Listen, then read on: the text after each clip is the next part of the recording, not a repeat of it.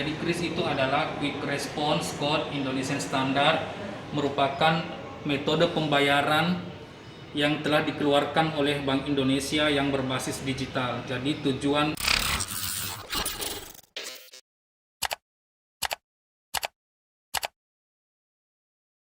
kerumunan pada saat masuk di objek wisata, kami sudah menyiapkan alternatif pembayaran. Jadi bukan hanya yang tunai. Kalau tunai kan kami mengimbau tadi, siapkan uang pas, jangan lagi ada kembalian apa segala macam, karena ini terkait dengan interaksi antara pengunjung dengan petugas.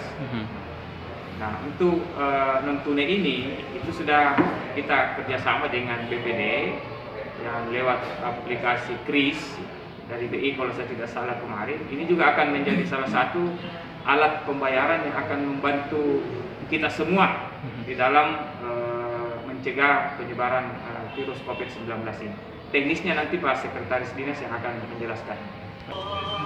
saat ini kita di Kabupaten Sinjai telah menerapkan pembayaran melalui metode KRIS.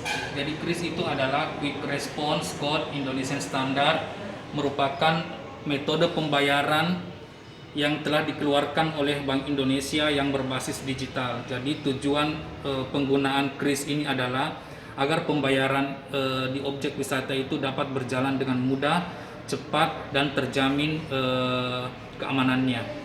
Ya, untuk di Sinjai gunakan aplikasi KRIS ini. Di sini kita akan mencoba si KRIS di hutan bako tongke-tongke.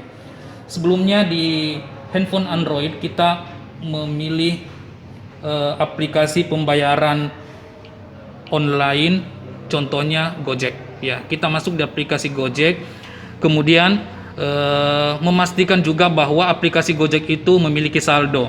Ya, setelah itu kita masuk di fitur pembayaran, fitur bayar atau pay. Kita klik pay atau bayar.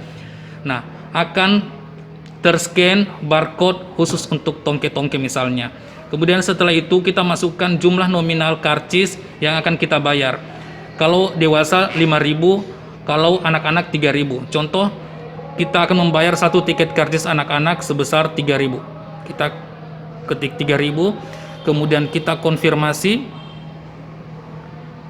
Ya, setelah dikonfirmasi akan muncul seperti ini, review pembayaran Rp3.000, rincian penerimaan yaitu hutan bako tongke-tongke PT Bank Sulselbar. Kita melakukan mengklik konfirmasi dan bayar sebanyak 3.000.